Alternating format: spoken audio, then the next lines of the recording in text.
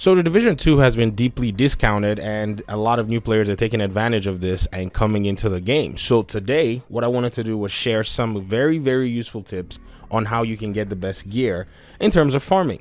And so these tips are not new, but they're some of the tips that we've picked up as veteran division players over the years.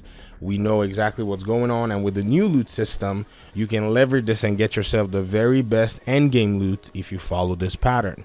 All right. The first thing that you want to do as a farmer or somebody who wants to get the best loot in this game is you want to farm and prioritize faction keys. If you do not know what faction keys are, every enemy faction in the game has a chest in different aspects of the world.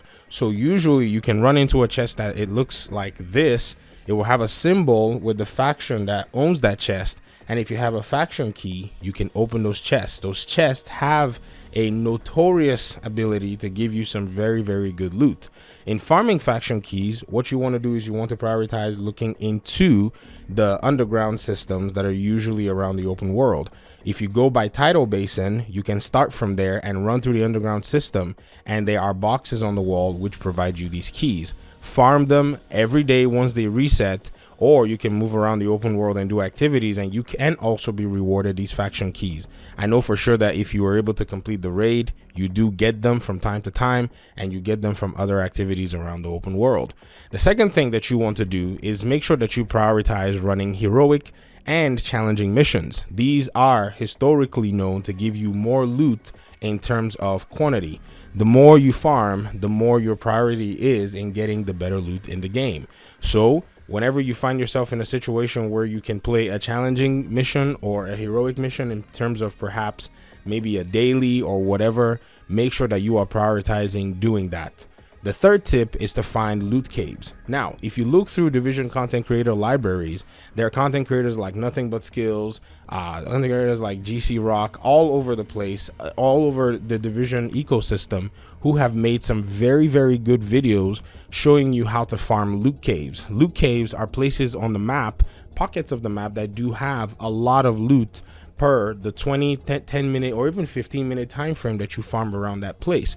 Like I said, if you look on Tidal Basin, there is an underground area where you can actually go around, open locked doors, and you can get yourself about 20 to 30 loot items in a very short period of time. This is a great place to start, and then I will recommend that you go look on these libraries to find different spots where you can farm loot exclusively.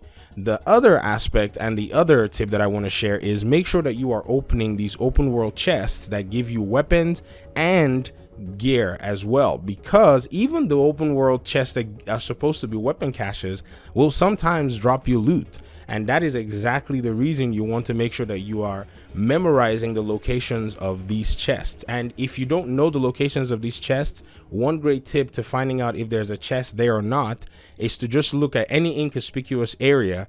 There's most likely going to be a chest there. If you see a pile of heap, or if you see a place that looks poorly lit, you'll most likely find an open world chest there.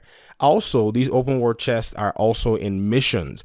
Almost every single mission has these chests laying around, and so as you're running these missions, make sure that you're looking at every corner. If you see a place that looks like a little crevice within the mission and the level design, the developers do it purposefully for them to hide them. If you see that there's a structure and there's a space behind it, make sure you go check them out. Like there's one in Lincoln Memorial where there's like a statue. Once you enter into the museum, you don't know, but if you go behind it, you're going to find an open world chest. So make sure you're prioritizing these as well. And again, another thing that I want to share with you, which is another tip that will help you, is farming resources. Even though we farm resources just for calibrating, we understand that we also farm resources for crafting as well. Because if you have the resources to craft, sometimes you may need a piece for a gear or brand set.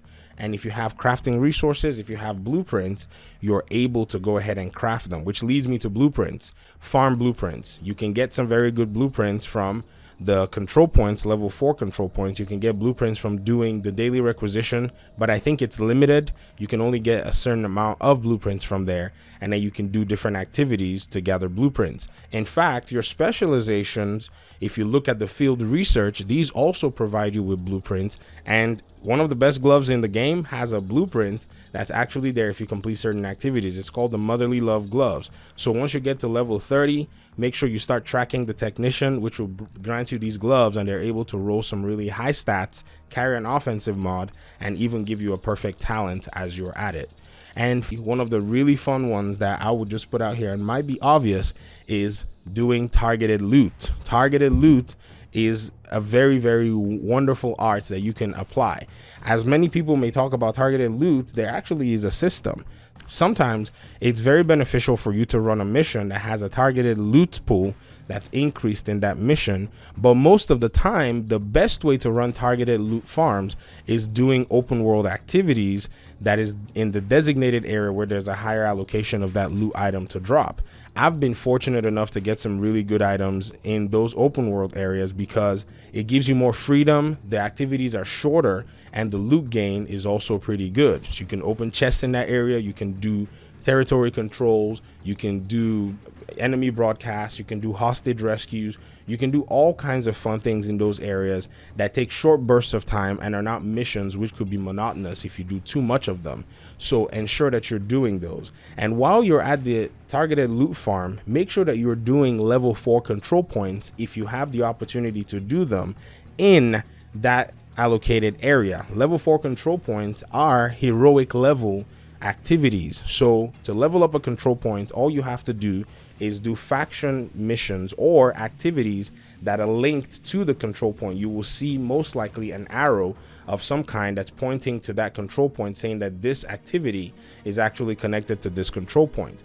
Do those activities, and each time you do one of the 3 that are usually connected to it, you will see some notification that says level control point has increased to level 2, level 3, and level 4.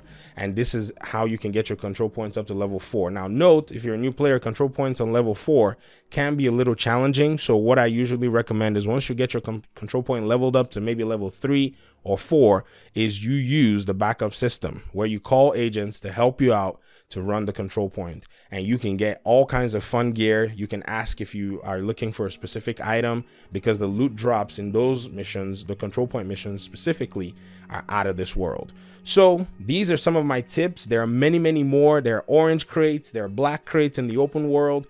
If you're looking for these things, just search the word orange crates, The Division 2. You'll see a wonderful video done by Solid FPS. If you're looking for black crates which give resources, Google search black crates, The Division 2, and you're going to see a wonderful video by GC Rock that will take you through the open world and how you can get these crates which give resources in terms of the black cases, or in terms of the orange cases, they give you mods and also give you weapons and gear items as well.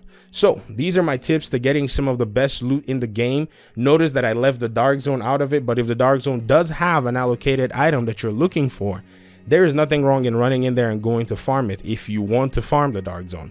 Usually I stay clear of the Dark Zone when I'm doing some serious farming, except for Dark Zone specific loot. I have been able to get the Pestilence, which is a Dark Zone exclusive exotic, and right now there is the Perfect Berserk named chest piece, which is also Dark Zone exclusive.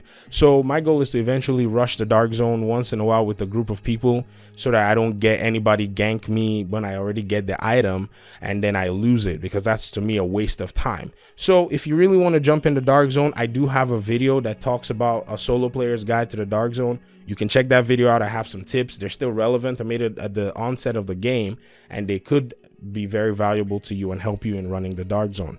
All right. This is what I have for you guys today. Thank you very much for watching the video. If you're a veteran player, you know the drill.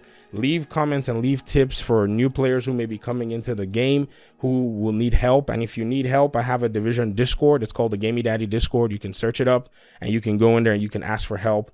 Note, it is a Discord channel that is exclusive to people who are 18 years and older. So if you are not 18, do not jump into this Discord. Whatever. Anyways, that's all I have for today. Thank you very much for your time and audience, and I guess I'll see you in the next video. Peace.